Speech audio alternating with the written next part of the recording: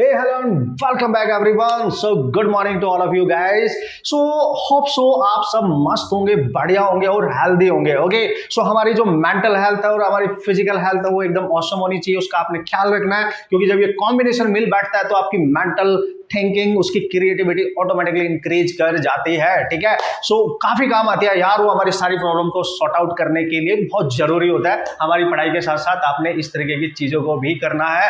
तो आज की ये शुरुआत जो हम करने वाले हैं एक बहुत बेहतरीन कंसेप्ट के साथ करने वाले हैं. सर कंसेप्ट का नाम तो बता दूं. Yes, that is pseudo force.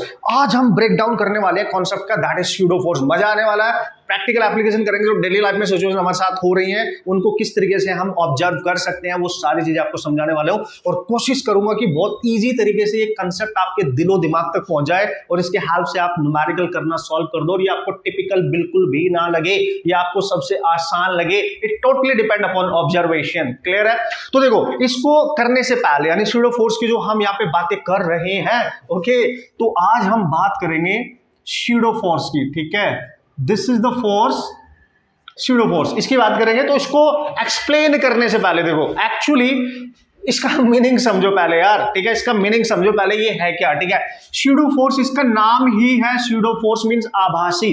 Hindi में बोलते हैं आभासी, मतलब इसका आभास होता है. This is not in reality. इसको हम फील करते हैं केवल. मतलब सर इसको आप वर्चुअल फोर्स भी कह सकते हो. ठीक है. वर्चुअल भी कह सकते हो या फिर सर इसको इमेजिनरी भी कह सकते हो. इमेजिनरी फोर्स कह सकते हो या फिक्सिशियस फोर्स कह सकते हो इसको. यस, फिक्सिशियस फोर्स का नाम भी इसको दिया जा सकता है. मतलब एक तरीके से ये है ही नहीं एक्चुअली में, है बट है नहीं, है ना. धोखेबाज टाइप का, चीटर टाइप का फोर्स है. तो इसको आप एक तरीके से चीटर फोर्स भी कह सकते हो. मतलब ये धोखेबाज है एक तरीके से, वर्चुअल है, इमेजिनरी है, फिक्सिशियस है, यू कैन से चीटर फोर्स है ये. ठीक है. तो ये ध्यान रखना. मतलब ये ऐसा. अच्छा सर मतलब क्या है ये, अभी बताऊंगा ना. पहले आप इसका नाम का मतलब समझो. ये सारे इसी के नाम है भाई. ये डिफरेंट डिफरेंट नामों से जाना जाता है. जैसे फिल्मों में होता है ना भाई, एक बंदा है वो अपना रूप चेंज करता रहता है, एक डिफरेंट रीजन में जाता है, डिफरेंट कंट्री में जाता है तो अपना रूप चेंज कर लेता है, अपना नाम चेंज कर लेता है. तो बस उसका काम है उसी तरीके से अपनी जो पर्सनालिटी है उसी तरीके से उसको शो ऑफ करना. Next next and next. वो डिपेंड करेगा कि कौन उसको किस तरीके से देख रहा है. Means observation. बस मेरा पॉइंट समझो आप, मैं क्या समझाने जा रहा हूं. ऑब्जर्वेशन मतलब जब भी हम कंसेप्ट ऑफ स्यूडो फोर्स की बात करते हैं, so here is the point of observation जिसको हम बोलते हैं फ्रेम ऑफ रेफरेंस. मतलब आप कहां से देख रहे हो उस चीज को. ठीक है. ऑब्जर्वर मैटर करता है. अब यहाँ पे मेन बात आती है कि यहाँ पे बात करता है ऑब्जर्वर. ठीक है. अभी तक जो भी आप पढ़ रहे थे, सीख रहे थे, जो भी चल रहा था वो सब हम ये सोचते नहीं थे हम कहां से देख रहे हैं. हम बस ये सोचते थे हम ग्राउंड पे हैं, ग्राउंड से देख रहे हैं. जो भी कैलकुलेशन आप करते आए हो, जितने भी टाइप के क्वेश्चन अभी तक आपने सॉल्व किए, अभी जो भी हमने सॉल्व किए हैं, ठीक है, न्यूटन लॉ ऑफ मोशन में जितने भी क्वेश्चन अभी आपने किए. बट अब जब स्यूडो फोर्स का नाम यूज होगा तो ऑब्जर्वर की लोकेशन क्या है, वो कहां पे बैठ के देख रहा है, उसका फ्रेम क्या है, मतलब पॉइंट ऑफ व्यू क्या है, कहां से देख रहा है. ठीक है. ये डिपेंड करेगा, ये डिपेंड करेगा. होले होले आएगा, टेंशन नहीं है, मैं बताऊंगा. You don't worry about that. ठीक है. तो पहले समझो कि किस किस चीज की रिक्वायरमेंट है ऑब्जर्वर की. ठीक है. ऑब्जर्वर की रिक्वायरमेंट है यहाँ पे. तो चले स्टार्ट करें. किस तरीके से ऑब्जर्व करेंगे इस चीटर फोर्स को, किस तरीके से हम एक्सप्लेन करने वाले हैं, ये किस तरीके से एक्ट कर रहा है. ठीक है.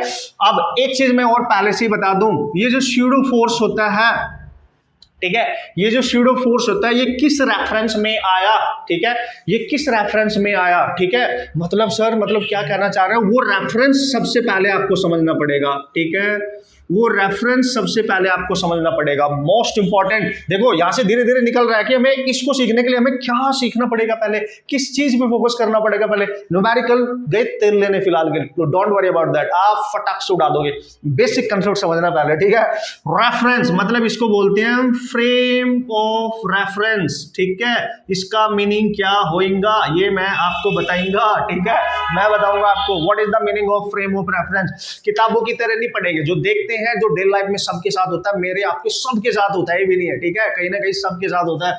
तो ये वही चीज हम यहाँ पे स्टडी करेंगे. तो फ्रेम ऑफ रेफरेंस क्या, एक बार ये समझ में आएगा तुरंत जाएंगे स्यूडो फोर्स पे, फिर कूदेंगे न्यूटन लॉ ऑफ मोशन में. क्यों यहाँ पे वैलिड नहीं है, क्यों वैलिड होंगे, कब नहीं होंगे, ये सारी चीजें हम ऑब्जर्व करेंगे. ठीक है. तो सबसे पहले मैं आपको एक्सप्लेन करने वाला हूं the meaning of frame of reference. है ना, मींस ऑब्जर्वर का जो फ्रेम ऑफ रेफरेंस होगा, फ्रेम ऑफ रेफरेंस का मतलब एक ऐसा प्लेटफॉर्म जहां से ऑब्जर्वर किसी दूसरी चीज को ऑब्जर्व करेगा, किसी ऑब्जेक्ट को ऑब्जर्व करेगा, ठीक है। इसकी जानकारी यहाँ पे लाजमी है, वरना बहुत सबाना आजमी है, ठीक है। Let's see, okay. सो अब ये सिचुएशन मैंने ले लिया जो डेली लाइफ में कहीं ना कहीं हम ह्यूमन बींग्स के साथ होती रहती हैं। उन्हीं एग्जांपल्स के थ्रू जो हमारे साथ हो रहा है, हम समझेंगे द कंसेप्ट क्या है इसका, ओके। तो जल्दी से आप देख लो, मैंने कुछ चीजें यहाँ पे बना दी है। तो एक आपके पास रोड है, पाथ है, जिसपे एक गाड़ी जा रही होगी, ये मेरी गाड़ी है, आप इसको समझ लो भाई, देखो गाड़ी मानना पड़ेगा आपको, ठीक है। और ये गाड़ी एक्सलरेट कर रही है, इसका एक्सलरेशन दे रखा है ए, मतलब गाड़ी मूव कर रही है कांस्टेंट वेलोसिटी से नहीं, इसकी वेलोसिटी चेंज हो रही है, इसलिए एक्सेलरेशन दे रखा है। इतना तो आप समझ ही जाओगे, ठीक है। एक्सेलरेट करती हुई गाड़ी जा रही है और इसके ऊपर ने एक बॉक्स रखा है, जैसे होता नहीं है, आपने फिल्मों में देखा होगा या रियलिटी में, अगर आप कभी बस से ट्रैवल किया तो हम अपना सामान बस के ऊपर रख देते हैं, ठीक है, होता है कि नहीं। तो आपका जो बॉक्स था वो बस की छत पे रख दिया आपने, ऊपर छत पे रख दिया ये बॉक्स, ठीक है। अब क्या होगा, बस अब ध्यान से समझना, बस थोड़ी सी देर आपने कंसंट्रेशन बना के रखनी है, मजा आ जाएगा। आपके बोलते हैं ना, दिलो दिमाग तक, आपके ब्लड तक ये कंसेप्ट पहुंचा दूंगा, ठीक है। बस आप ध्यान से अपना कंसंट्रेशन बना के रखो, ठीक है। कोई रटेंगे नहीं हम इसको, प्रैक्टिकली ये सारी चीजें ये होता है, ये सबके साथ हो रहा है, ठीक है। तो भाई अब क्या होगा, अब हम इसको बॉक्स को, गाड़ी को देख रहे होंगे, तो कहां से देख सकते हैं हम, देखो भाई, आप जा रहे हो गाड़ी के अंदर बैठ के, बहुत ध्यान से समझना, ठीक है। सपोज करो आपका सामान ना गिर जाए, इसलिए आप इस गाड़ी के ऊपर ही बैठ गए हो, भाई आपने अपने सामान की टेक केयर करना है ना। तो ये बड़ा खतरनाक बंदा है ये चुन्नू, ठीक है, ये चुन्नू है बॉस, ये चुन्नू है। और ये गाड़ी की छत पे ही बैठ गया कि भाई मैं तो यहीं पे बैठूंगा, मेरा सामान न गिर जाए भाई, ठीक है। आधे बंदे इसके अंदर बैठे होंगे गाड़ी के। अब आप जा रहे हो, सपोज करो आप कोचिंग करने के लिए जा रहे हो, अपने गांव से कोचिंग करने के लिए, अपने शहर से किसी दूसरे शहर कोचिंग करने के लिए जा रहे हो, और भाई आपके दोस्त या आपके घर वाले आपको छोड़ने आए हैं, यहाँ पे देखो, इधर देख लो, नो प्रॉब्लम। तो भाई ये मुन्नू है, ठीक है, मुन्नू आपका दोस्त है, ठीक है। और एक और दोस्त है आपका, ओके, एक और दोस्त है, ठीक है, ध्यान से समझना, ठीक है। एक और दोस्त है, इसको मान लेते हैं टुन्नू। भाई तुम्हारी दोस्ती पक्की थी, चुन्नू मुन्नू टुन्नू की दोस्ती पक्की थी, एकदम भयंकर। बस क्या हो गया कि तुम्हें कोचिंग करने के लिए जाना पड़ा, तो दोस्त तो जुदा हो गए एक दूसरे से, ठीक है। अब ध्यान से समझिए दोस्तों क्या कहानी चल रही है, ठीक है। तो बेसिकली हुआ क्या ये, ठीक है, ये रहा भाई, ठीक है, ये है मुन्नू, ये है टुन्नू, ये है Chunnu.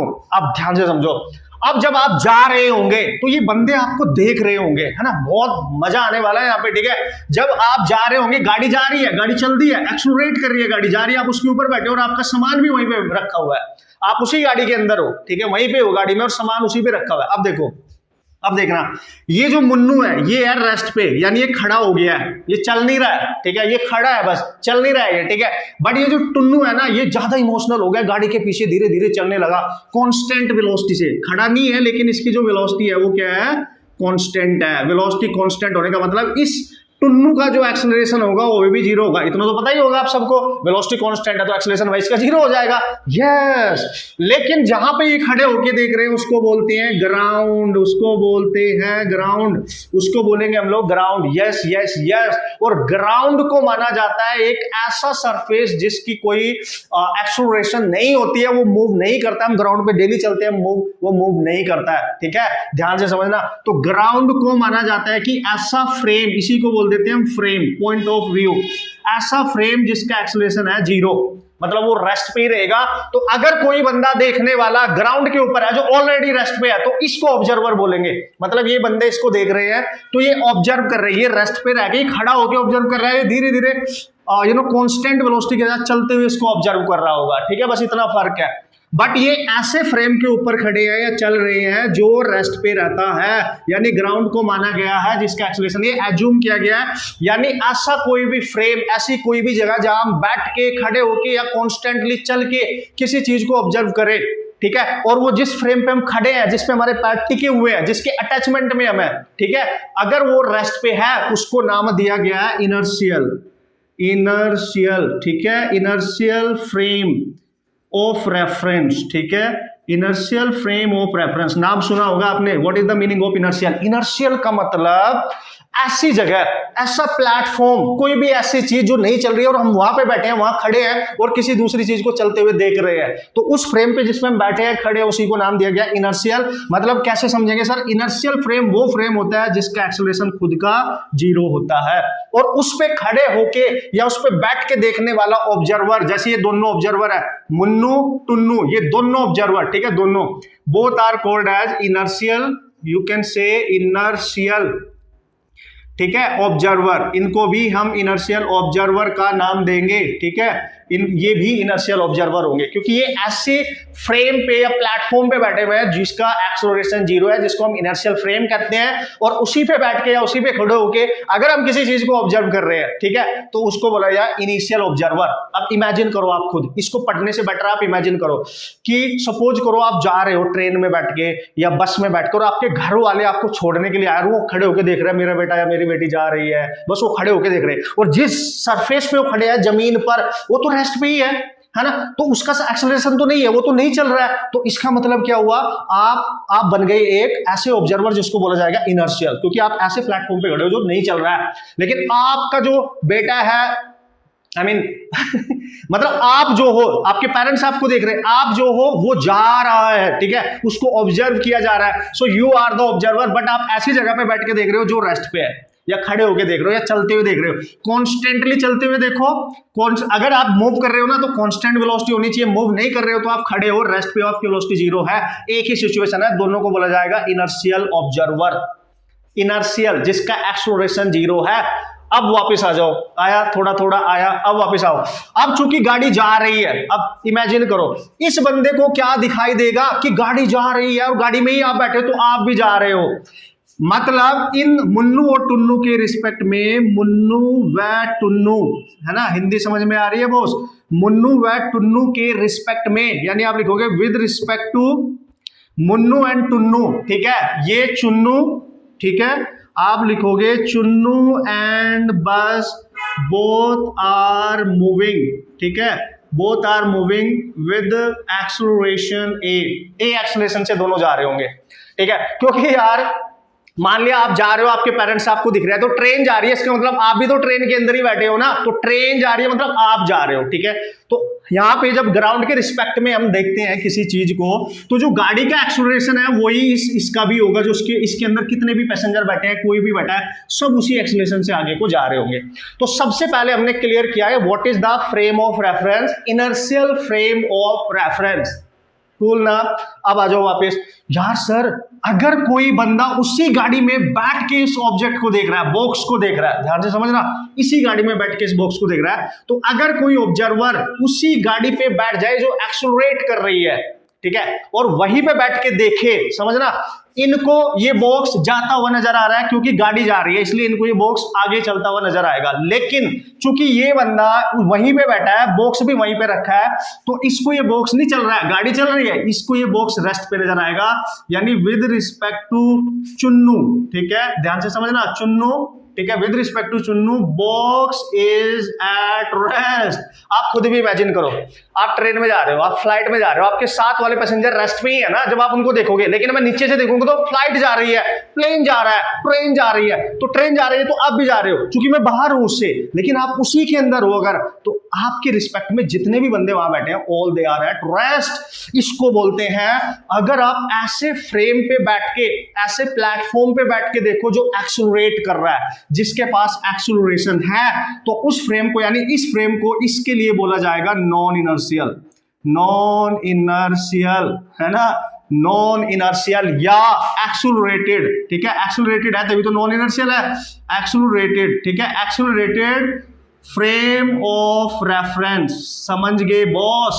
Frame of reference, tension नहीं लेने का, मैंने बोला आपके दिलो दिमाग तक इसको पहुंचा के रहूंगा मैं, don't worry about that, okay? Yes sir, बिल्कुल।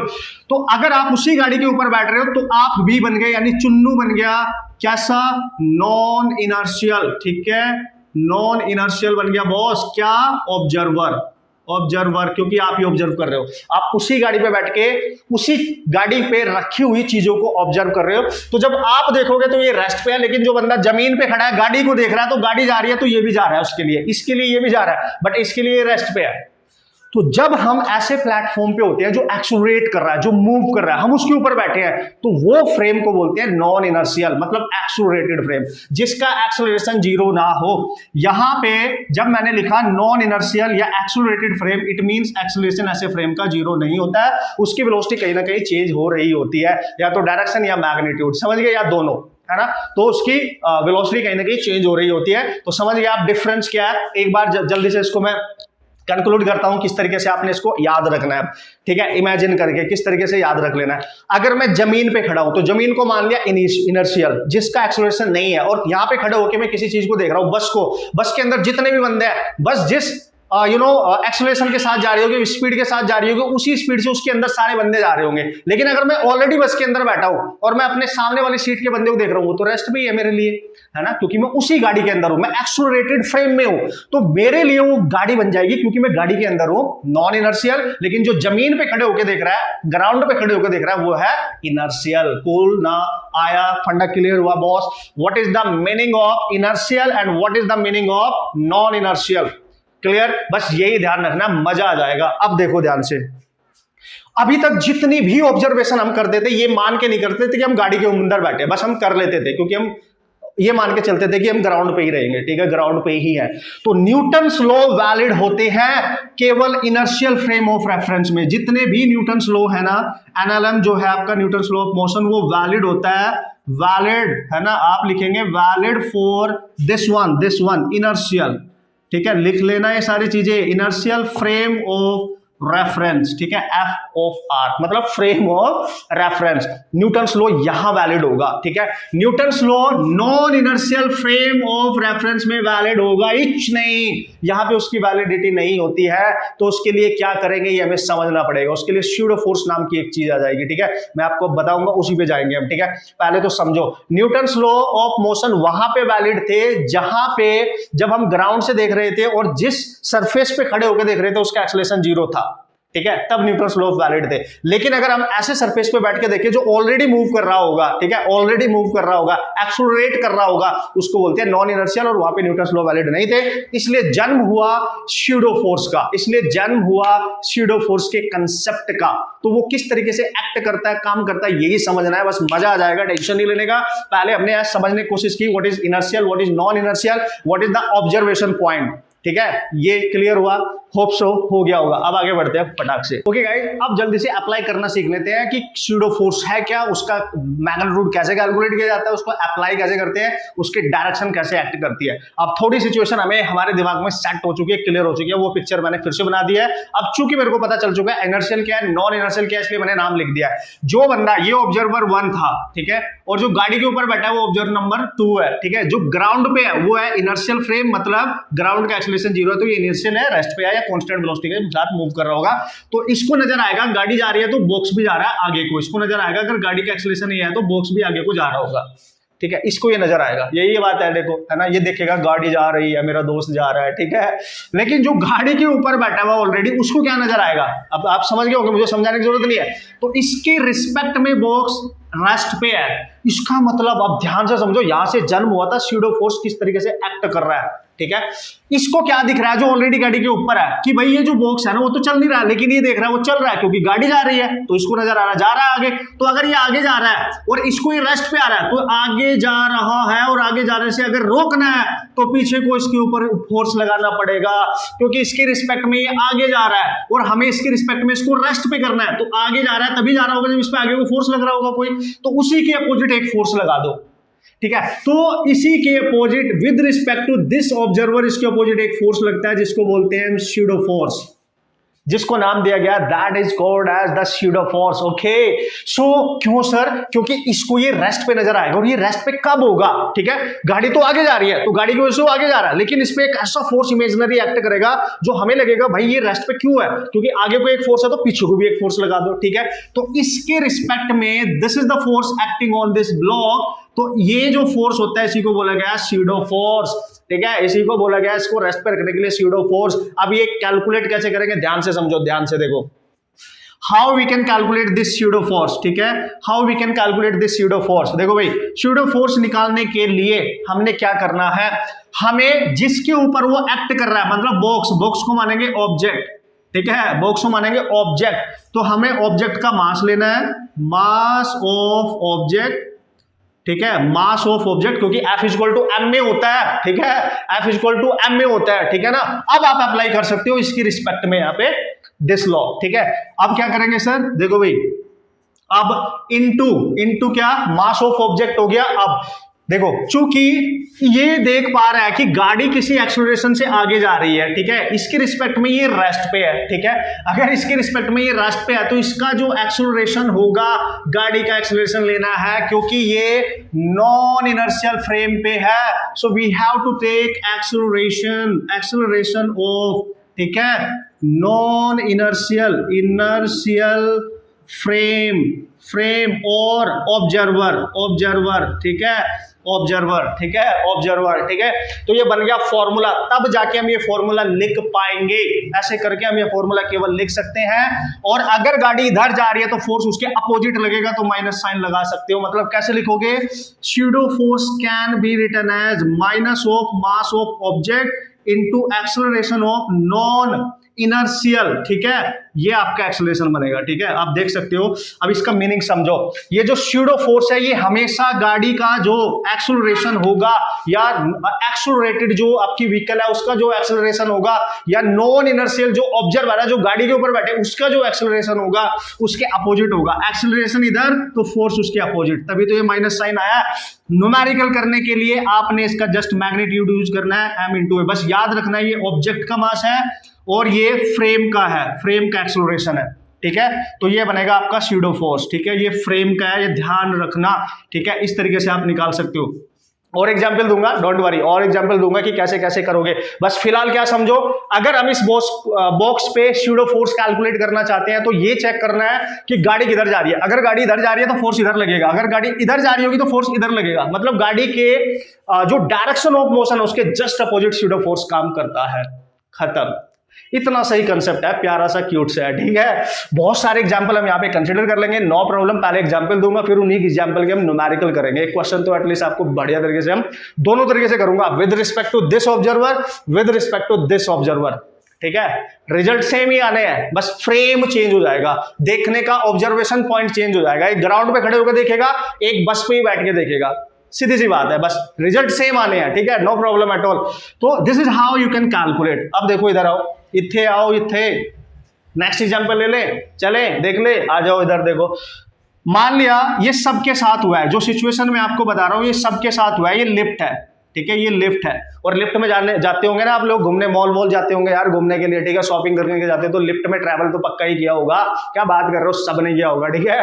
तो कुछ पैसेंजर बाहर आ जाते थे, लिफ्ट की जो कैपेसिटी हो जाती है वो फिल हो जाती है। सपोज करो ये ऑब्जर्वर 1 है, ठीक है, जो लिफ्ट से बाहर है। अब क्या है, आप लिफ्ट के अंदर हो, चुन्नू मुन्नू टुन्नू लिफ्ट के अंदर है, ठीक है, एक बंदा और है, ठीक है, और ये आपको देख रहा है, देख रहा है, बड़ा खुश है, ये आपको देख रहा है। तो ये है ऑब्जर्वर 1 और ये है ऑब्जर्वर 2, और ये लिफ्ट है ना महाराज, ये लिफ्ट ये ऊपर को जा रही है किसी एक्सेलरेशन ए के साथ, या डाउन जा रही है किसी एक्सेलरेशन ए के साथ। अब ध्यान से समझियो, अब आपका फंडा ना ऑटोमेटिकली क्लियर हो जाएगा, टेंशन नहीं लेने का।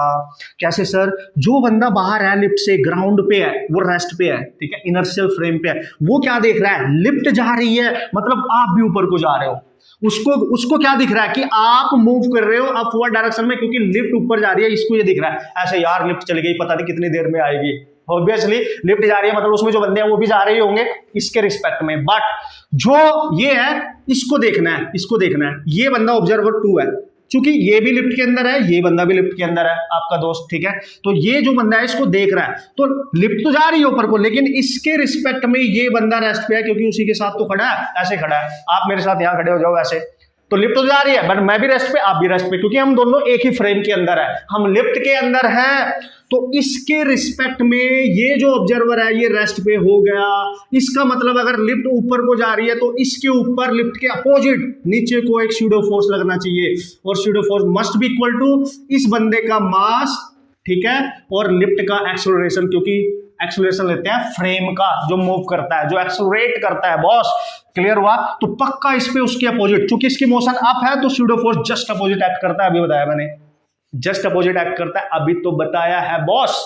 ठीक है, तो ऐसे बहुत सारे एग्जाम्पल है, बस आप देखो क्या चल क्या रहा है। फ्रेम ऑफ रेफरेंस का मतलब पॉइंट ऑफ ऑब्जर्वेशन, कहां से आप देख रहे हो, जा गया होगा दिमाग में, टेंशन नहीं है। देखो एक और ले, एक और देखते हैं।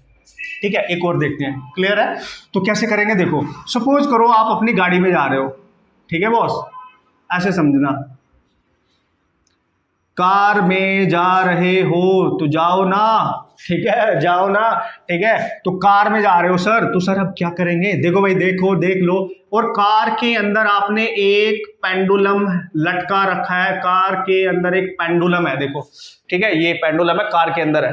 तो जो बंदा कार के अंदर बैठा होगा, ध्यान से समझियो, और एक बंदा जो ग्राउंड पे खड़ा होगा, ठीक है, ग्राउंड पे जो खड़ा है उसको क्या दिख रहा है, अब आप समझ गए होंगे, कार जा रही है तो पेंडुलम भी जा रहा है, लेकिन जो कार के अंदर है, ठीक है, कार एक्सेलरेट कर रही है किसी एक्सेलरेशन ए के साथ, तो देखो जो कार के अंदर है वो तो नॉन इनर्शियल हो गया, क्योंकि उसी चीज के अंदर है जो एक्सेलरेट कर रही है, तो इसको ये रेस्ट पे नजर आएगा, जबकि इस बंदे को कार जाती हुई नजर आ रही है, मतलब उसके लिए पेंडुलम भी उससे दूर जा रहा है, थोड़ी देर बाद बहुत दूर नहीं चला जाएगा, लेकिन ये बंदा तो इसी के साथ है, ये इसको क्या देख रहा है, रेस्ट पे है। इसका मतलब इसके रिस्पेक्ट में, ऑब्जर्वर 1 ऑब्जर्वर 2 के रिस्पेक्ट में, इस पे कार इधर जा रही है, इसके अपोजिट एक फोर्स लगना चाहिए इधर, ठीक है, तो इस पे इधर फोर्स लगेगा स्यूडो फोर्स, जिसको हम निकालेंगे, इसका मास लेंगे और कार का एक्सेलरेशन। बस यही बताना है मैंने आपको कि स्यूडो फोर्स में मास ऑफ ऑब्जेक्ट लेते हैं multiplied by acceleration of frame या एक्सेलरेटेड जो व्हीकल होगा या जो भी फ्रेम होगा,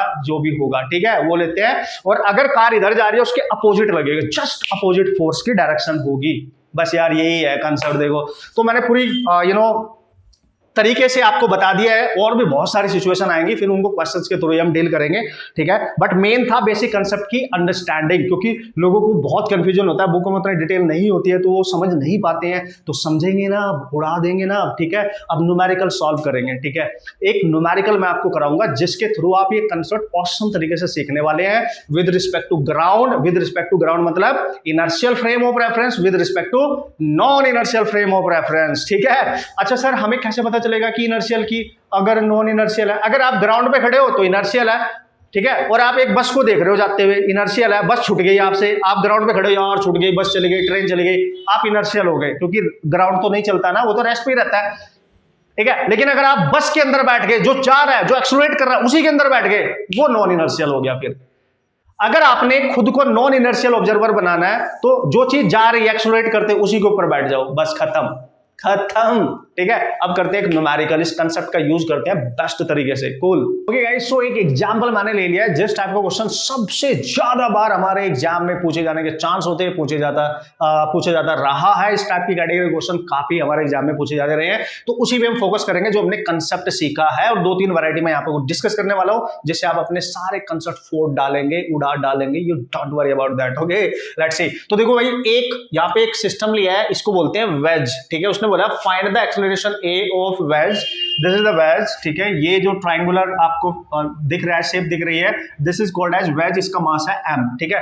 सच that block of mass m, एक ब्लॉक है जो इसके ऊपर रखा है जिसका मास m है, does not slide on wedge, मतलब जब ये वेज आगे चलेगी, एक्सेलरेट करेगी आगे को किसी एक्सेलरेशन a के साथ, तो ये नीचे को स्लाइड नहीं करेगा, ये मूव नहीं करेगा, ये वहीं रहेगा, स्टेशनरी रहेगा, रेस्ट पे रहेगा। वो ये बोल रहा है कि इस कंडीशन में बताओ इस वेज का एक्सेलरेशन क्या होगा, दिस इज द क्वेश्चन। अब देखो, क्वेश्चन करना इंपॉर्टेंट नहीं है दोस्तों, पता है क्या है, क्वेश्चन करना इंपॉर्टेंट नहीं, क्वेश्चन का अप्रोच समझना इंपॉर्टेंट है। आपको कैसे पता चलेगा कि यहाँ पे कौन सा कंसेप्ट यूज करूंगा, नॉर्मली हम न्यूटन्स लॉ इसमें अप्लाई कर पाएंगे कि नहीं, या फिर हमें यहाँ पे फ्रेम ऑफ रेफरेंस का कंसेप्ट यूज करना पड़ेगा, स्यूडो फोर्स का, कैसे पता चलेगा। देखो मैंने आपको क्या पहचान करना बताया था, अगर कोई चीज ऐसे चीज के ऊपर बैठी है, मतलब ऐसे प्लेटफॉर्म के ऊपर बैठी है या रखी है जो एक्सेलरेट कर रही है, तो समझ जाना वहां पे हमेशा you can use the concept of pseudo force. Even दोनों कंसेप्ट यूज कर सकते हो, ठीक है। मतलब ऐसे मैं बता रहा हूं कि पहचान कैसे करनी है। तो आप देख सकते हो वेज नीचे वाला पार्ट एक्सेलरेट कर रहा है, उसके ऊपर ब्लॉक रखा है रेस्ट पे, तो ब्लॉक रखा है रेस्ट पे और ये एक्सेलरेट कर रहा है, यही तो मेन पॉइंट था। गाड़ी एक्सेलरेट कर रही है, हम उसमें बैठे हैं, ठीक है। तो यही मेन पॉइंट है कि यहाँ स्यूडो फोर्स का कंसेप्ट आएगा। पर हम इसको दोनों तरीके से करेंगे। कैसे सर? आ जाओ वापस। हमें निकालना है इसका एक्सेलरेशन। ध्यान से समझना, बहुत ध्यान से समझना। मैं पूरी कोशिश करूंगा कि ये ही कॉन्सेप्ट एक ही न्यूमेरिकल से आपका फंडा क्लियर हो जाएगा, एक ही से ही केवल, ठीक है। फिर आप कितने भी क्वेश्चन जाके उड़ा देना, ठीक है। अब हम सबसे पहले करेंगे विद रिस्पेक्ट टू इनर्शियल, ठीक है, इनर्शियल ऑब्जर्वर। ऑब्जर्वर, अब आप समझ गए होंगे इनर्शियल ऑब्जर्वर का मतलब, the observer which is eight ground, ठीक है। मान लिया एक बंदा ग्राउंड से देख रहा है इसको, ये रहा ग्राउंड वाला ऑब्जर्वर, ऑब्जर्वर 1, ये ग्राउंड पे है और ग्राउंड तो रेस्ट पे रहता है, तो वो इनर्शियल हो गया, ठीक है। इसके रिस्पेक्ट में फिर बात करेंगे विद रिस्पेक्ट टू, फिर बात करेंगे यहां पे विद रिस्पेक्ट टू, ठीक है, ऑब्जर्वर, ऑब्जर्वर, ठीक है ना। ऐसे लिख लो, ठीक है, विद रिस्पेक्ट टू, दोबारा कर रहा हूं, with respect to non inertial, ठीक है, नॉन इनर्शियल, ठीक है सर, ऑब्जर्वर, ठीक है। अब ये मेरे को समझाने की जरूरत नहीं पड़नी चाहिए कि नॉन इनर्शियल का मतलब ऐसा ऑब्जर्वर जो ऑलरेडी जो चीज एक्सेलरेट कर रही है उसी पे बैठ गया, ठीक है। सपोज करो यहां पे बैठ गया एक ऑब्जर्वर, ठीक है, जो जा रही है उसी के ऊपर बैठ गया बंदा, देखो यहाँ पे इसी पे बैठ के देखेगा, उसी के ऊपर जो एक्सेलरेट कर रही है उसी के ऊपर बैठ जाओ, आप नॉन इनर्शियल बन जाओगे, ठीक है। यही तो बताया मैंने। तो ये हम स्टडी करेंगे यहाँ। सबसे पहले हम विद रिस्पेक्ट टू इनर्शियल जो ग्राउंड पे है, तो जो ग्राउंड पे खड़ा होकर देख रहा होगा ना, हमें फ्री बॉडी डायग्राम बनाना है। अब यहाँ पे ध्यान से समझियो, जो ग्राउंड पे खड़ा होकर देख रहा है उसको क्या नजर आ रहा है? वेज जा रही है, मतलब ये पूरा सिस्टम एक साथ जा रहा है, मतलब इस पूरे सिस्टम का एक्सेलरेशन ए ही होगा। अगर ये नीचे वाला पार्ट चलेगा तो जो उसके ऊपर रखा है सामान वो भी तो जा रहा होगा एज ए सिस्टम। जैसे गाड़ी जा रही है उसमें जो पैसेंजर है वो भी तो जा रहे हैं, क्योंकि मैं ग्राउंड पे खड़ा होकर देख रहा हूं। यही तो सीखा अभी हमने। तो with respect to this whole system, ठीक है, होल सिस्टम है ना, whole system is moving with, ठीक है, सेम एक्सेलरेशन। सीधी सी बात है, मतलब इसका और इसका एक्सेलरेशन सेम ही होएगा एज ए सिस्टम, ठीक है। मैं ग्राउंड पे खड़ा होकर देख रहा हूँ, गाड़ी जा रही है, गाड़ी में बहुत सारे लोग हैं, वो भी जा रहे हैं, सबका एक्सेलरेशन सेम है, जो गाड़ी का वही बंदों का, ठीक है, सेम। तो इसके रिस्पेक्ट में तो सर अब क्या करेंगे भाई, प्यार से समझना, ठीक है। मैं एफबीडी बनाने जा रहा हूँ उसका। तो देखो इसका एफबीडी अगर मैंने बनाना है कि इस पे कितने फोर्स एक्ट कर रहे हैं ब्लॉक पे, ठीक है। तो हम क्या करने वाले हैं, ये inclined plane as it is ले लेते हैं, ठीक है, एज इट इज। तो ये एंगल बनेगा आपका थीटा, बिल्कुल सर, बिल्कुल बनेगा। अब क्या करेंगे सर, अब आप देखेंगे जो मैं बताऊंगा उसको आप ध्यान से देखेंगे, ठीक है। तो यहां पे मैंने रख दिया ब्लॉक, बिल्कुल बिल्कुल, यस यस यस। तो बंदा जो ऑब्जर्वर ग्राउंड पे खड़ा वो क्या देख रहा है कि ये आगे को जा रहा है, ठीक है। तो मैं बस एज इट इज, देखो भाई ये इंक्लाइंड प्लेन है चूंकि, तो इसका जो नॉर्मल रिएक्शन है वो ऐसे जाएगा, यस सर, नॉर्मल रिएक्शन सबको पता है। और इसका जो वेट है वो बिल्कुल डायरेक्टली डाउनवर्ड आ जाएगा mg, और ये एंगल यहाँ पे अगर थीटा है तो mg और नॉर्मल रिएक्शन की लाइन के बीच का एंगल भी सेम होगा, थीटा, बिल्कुल, बस यही बनाना है। तो यहां से नॉर्मल रिएक्शन गया आगे विद रिस्पेक्ट टू दिस, ये वाली बात कर रहा हूं मैं पहले, ठीक है। ये वाली लाइन आगे बढ़ाई आपने और इसका वेट आया नीचे mg और ये एंगल थीटा, तो ये भी थीटा। और हमें पता है ये पूरा सिस्टम आगे जा रहा है एक एक्सेलरेशन ए के साथ, ठीक है। तो हमने क्या करना है, इस पे एक्ट करने वाले सारे फोर्स चेक कर लेने हैं, ठीक है ना, सारे फोर्स चेक कर लेने हैं, ठीक है सर। अब इसके दो कंपोनेंट बनेंगे, आप बहुत क्लियरली यहाँ पे देख सकते हो, क्योंकि जो ग्राउंड पे है उसके रिस्पेक्ट में स्यूडो फोर्स थोड़े आएगा, उसके रिस्पेक्ट में पूरा सिस्टम आगे जा रहा है। तो क्या करेंगे सर इसके लिए, ये जो वेट वाला है ना, ये सेम, इसको मैं हटा देता हूं, यहां लिख देता हूं, ठीक है। ये वेट वाली जो लाइन है ना इसको आगे बढ़ा दो, ये एंगल थीटा है तो देखो ये एंगल भी थीटा होगा। भाई ध्यान से समझिए, मजा आने वाला है यहाँ पे, ठीक है। दोनों कॉन्सेप्ट आपके क्लियर हो जाएंगे। जो ग्राउंड पे देख रहा है उसको क्या नजर आ रहा है, उसको नजर आ रहा है केवल कि इसका वेट नीचे को है, नॉर्मल रिएक्शन इधर है, बाकी कुछ भी नजर नहीं आ रहा है, और गाड़ी आगे को जा रही है, उसको ये नजर आ रहा है जो ग्राउंड पे खड़ा होकर देख रहा है, बाकी और कोई फोर्स नहीं है इसके रिस्पेक्ट में। तो अब आप क्या करोगे, देखो ये नॉर्मल रिएक्शन इसके साथ एंगल बना रहा है, तो इस पे एक कंपोनेंट आ जाएगा n cos थीटा, दूसरा कंपोनेंट इसके परपेंडिकुलर लाइन इधर होगी कहीं, इधर आएगा n sin थीटा। सीधी सी बात है, देखो जिसके साथ एंगल बना उस पे cos और उसके परपेंडिकुलर ये लाइन इस पे sin, n sin थीटा। बस यही फोर्स एक्ट कर रहे हैं, इनके हमने कंपोनेंट बना दिया। अगर मैंने n का कंपोनेंट बना दिया है, एक कंपोनेंट इधर आ गया एक इधर, तो n को आप हटा सकते हो अब, क्योंकि इसका कंपोनेंट बन गया ना। अब देखो n cos थीटा ने वेट को बैलेंस कर लिया, ठीक है, एन कोस थीटा ने वेट को बैलेंस कर लिया। लेकिन चूंकि पूरा सिस्टम आगे जा रहा है तो किसकी वजह से जा रहा होगा, देखो ये ब्लॉक भी इसके साथ इस फोर्स की वजह से। So we can write N cos theta must be equal to, नहीं यहां पे नहीं लिखूंगा मैं इसको, क्योंकि इधर मैंने दूसरी सिचुएशन भी तो देखनी है, ठीक है, मैं यही लिखूंगा, we can write N cos theta must be equal to m g, क्योंकि ये इसके अपोजिट है और ये अनबैलेंस है, इसके अपोजिट कोई फोर्स नहीं है, बट ये फोर्स इधर को लग रहा है और पूरी वेज इधर को जा रही है, पूरा सिस्टम इधर को जा रहा है, तो N sine theta must be equal to m into a, Newton के अकॉर्डिंग, क्योंकि ये बंदा इनर्शियल फ्रेम पे बैठ के देख रहा है तो न्यूटन लॉ डायरेक्ट अप्लाई कर सकते हो। तो इसके ऊपर एक्स एक्सिस पे जो फोर्स लग रही है इधर, है ना, that net force along the x axis and it must be equal to m into a. Simple है कि नहीं है?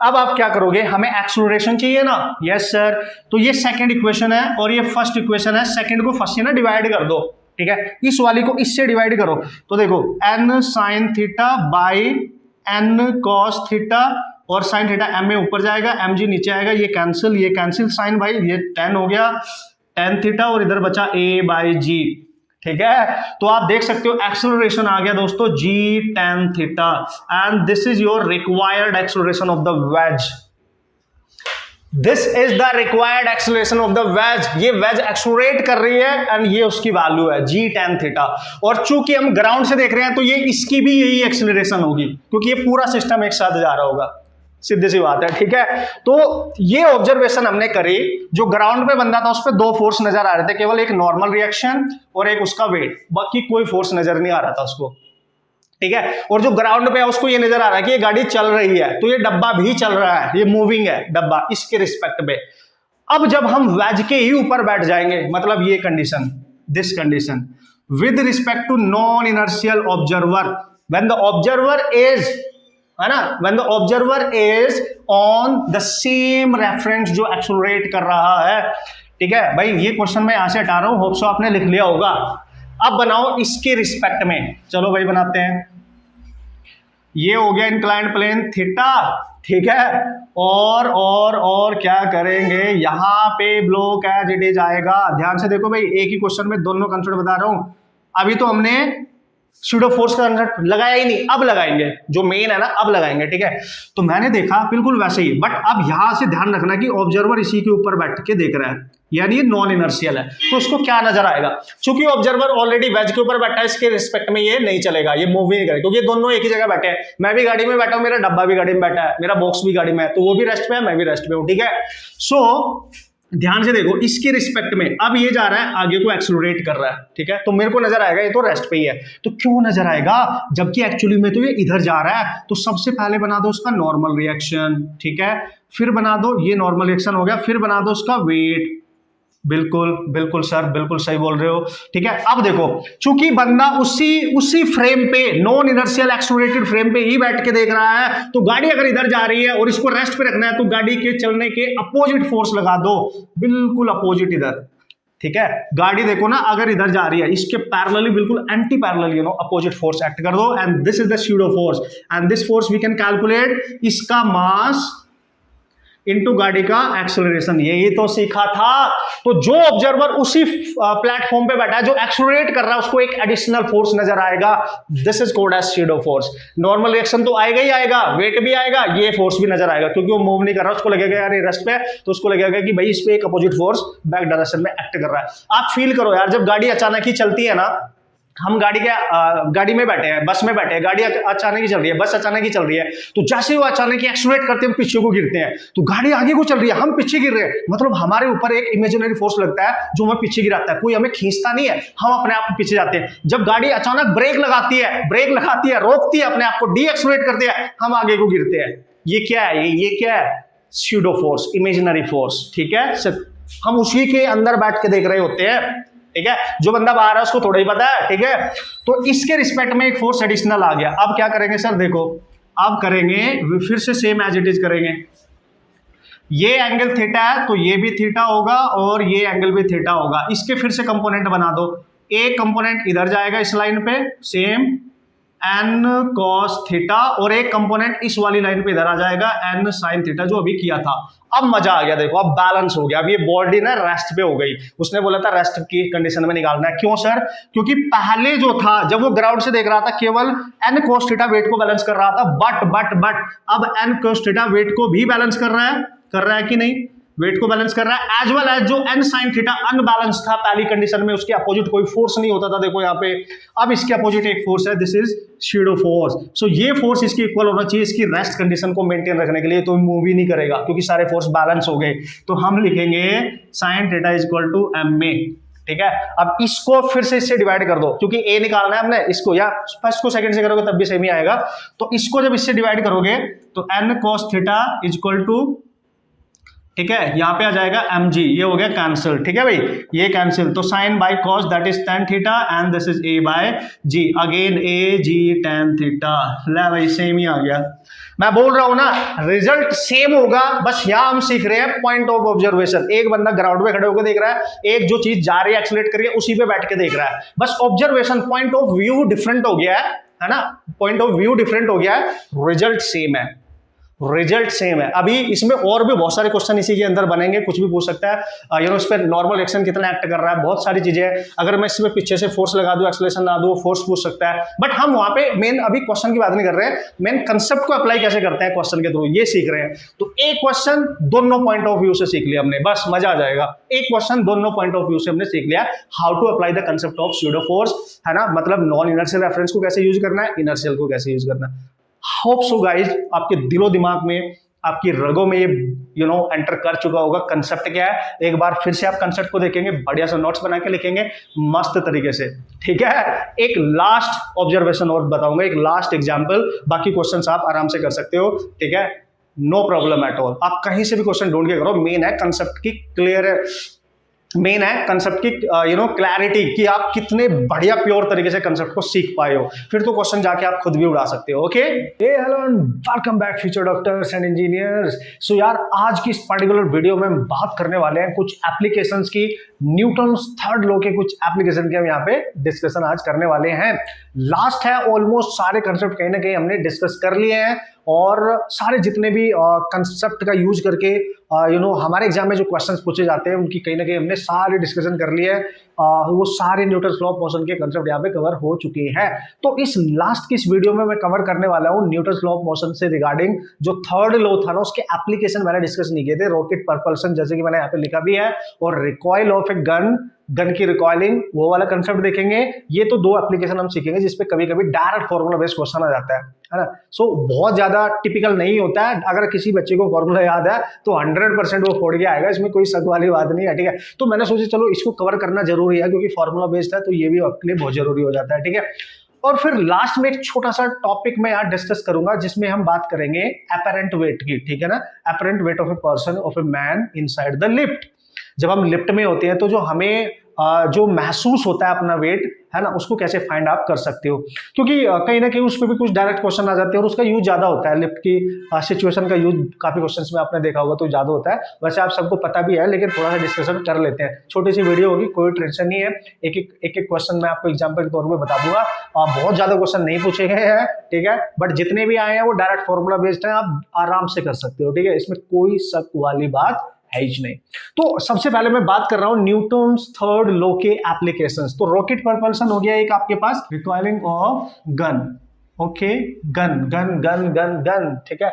तो रिकॉइल ऑफ गन की बात करेंगे, ठीक है, इस तरीके से आप समझ सकते हैं। ठीक है सर, दो एप्लीकेशन है, वन बाय वन देख लेते हैं। इसमें बहुत मतलब कुछ ज्यादा लेंथी प्रोसेस नहीं करेंगे।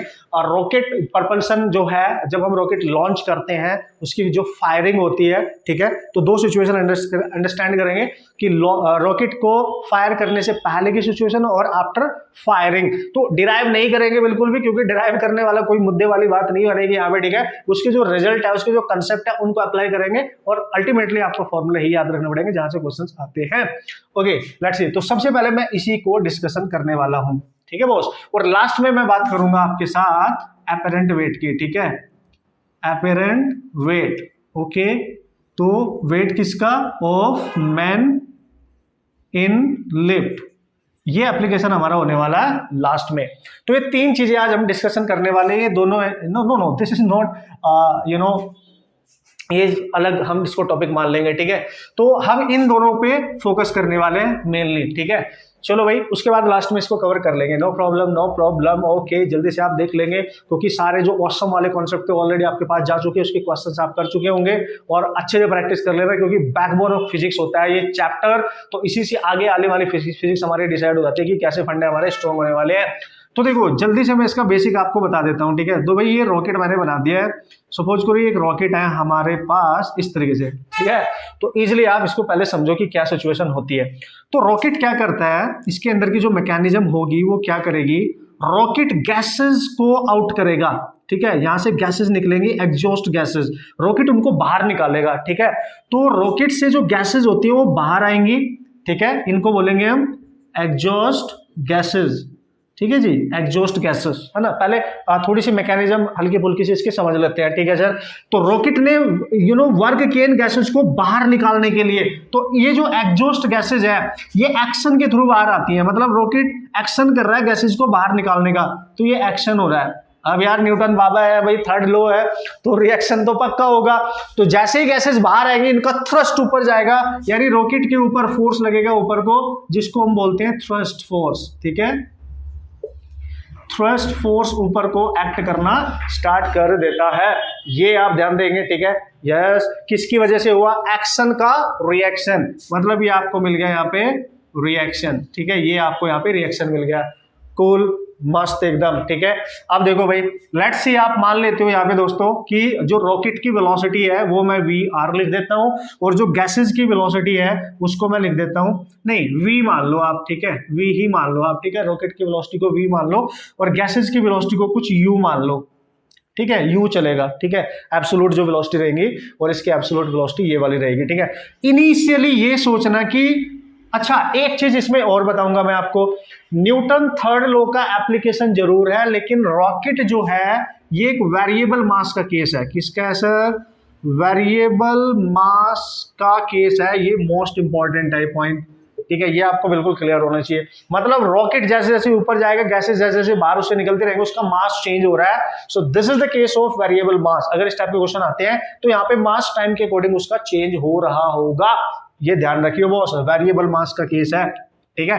तो action and reaction third law आ गया भाई, ठीक है। तो मैंने मान लिया किसी समय t0 पर उसका जो मास था, लेट्स सी, वो कुछ मान सकते हो आप, m मान लो, ठीक है, m मान लो या m इनिशियल मान लो, m नोट ले लो, आपकी मर्जी है, कुछ भी ले सकते हो आप, ठीक है। t0 पे उसका मास इतना है, ठीक है, इनिशियल 0 पे इतना है, मैंने ऐसे लिख दिया। After time t h equal to t, suppose करो उसका जो मास हो जाता है, कुछ हो जाता है m डैश, ठीक है, या m ही मान लेते हैं, ठीक है। m डैश क्यों मानना, अगर ये m नोट है तो उसको m मान लो। किसी पर्टिकुलर टाइम के बाद, कैसे सर, जब रॉकेट ऊपर जा रहा होगा, फायरिंग करने के बाद ऊपर जा रहा होगा, गैसेस नीचे निकल रही होंगी, धीरे धीरे उसका मास रिड्यूस हो रहा होगा, मास कम हो रहा होगा और उसकी स्पीड बढ़ रही होगी, ठीक है, स्पीड बढ़ रही होगी, ठीक है। तो ये इनिशियल मास है और ये आफ्टर सम टाइम इसका मास होने वाला है। बस ये थोड़ी थोड़ी सिचुएशन है जिनको आपने फोकस करना है। मस्त तरीके से क्वेश्चन क्या पूछा जाएगा मैं डायरेक्ट यहाँ पे बात करने वाला हूँ। पूरा मैकेनिक्स लगा के जो रिजल्ट यहाँ से निकल के आएंगे हम उन्हीं की पे फोकस करेंगे, क्योंकि क्वेश्चन करने के लिए अल्टीमेटली आपको फॉर्मूले ही याद रखने हैं। बस ये जो इसकी बेसिक सी चीजें होती है उन पे तो याद उनको देखो समझना होता है, ठीक है। अब ये जो गैसेज यहाँ बाहर निकल रही है ना दोस्तों, ये विद रिस्पेक्ट टू रॉकेट बाहर निकल रही हैं, यानी अगर gases with respect to rocket बाहर निकाल रही हैं तो गैसेज की जो रिलेटिव वेलोसिटी होगी, relative velocity of gas with respect to rocket, you can write gas की वेलोसिटी माइनस रॉकेट की वेलोसिटी। इसको आप अल्टीमेटली बोल सकते हैं, मतलब यहां पे अगर मैं रिलेटिव वेलोसिटी की बात करूं तो यू आर लिख सकते हो आप, this is u r, this is called as relative, ठीक है, रिलेटिव वेलोसिटी ऑफ, ठीक है, ऑफ गैसेस। किसके रिस्पेक्ट में, रॉकेट के रिस्पेक्ट में। तो जहां भी कभी क्वेश्चन में यू आर होगा इसका मतलब आप समझ जाएंगे this is the relative velocity of gases with respect to rocket. इतना ये टर्म्स याद रखने हैं। अब क्या क्या पूछा जा सकता है सर, अब देखो ध्यान से, ठीक है। तो जैसे ही गैसेस बाहर निकली तो रॉकेट ने गैसेस को बाहर निकालने के लिए जो एक्शन किया है, तो भाई फोर्स लगा होगा ना, तो नीचे को जो फोर्स लगा है इस पे, इसको बोलेंगे एग्जॉस्ट फोर्स। गैसेस को बाहर निकालने के लिए जो फोर्स लगा होगा उसको बोलेंगे एग्जॉस्ट फोर्स, ठीक है। और उस फोर्स की वजह से जो एक्शन मिला है ना, सॉरी, जो रिएक्शन मिला रॉकेट को ऊपर को जाने के लिए, यानी ये थ्रस्ट फोर्स जो मिला, इसको बोलेंगे एफ थ्रस्ट। एफ टी लिख देता हूं मैं, टी एच लिख देता हूं, थ्रस्ट फोर्स, जिसकी वजह से रॉकेट ऊपर को जाएगा। गैसेस के नीचे निकलने की वजह से ये ऊपर को जाएगा तो उसको थ्रस्ट मिलेगा, थ्रस्ट फोर्स उसको मिलने वाला है। और चूंकि ये एक्शन एंड रिएक्शन है, सो वी कैन से यहां पे जो गैसेस का एग्जॉस्ट फोर्स है, गैसेस का, ठीक है, गैसेस का जो फोर्स है, it must be equal to and opposite the thrust force, है ना।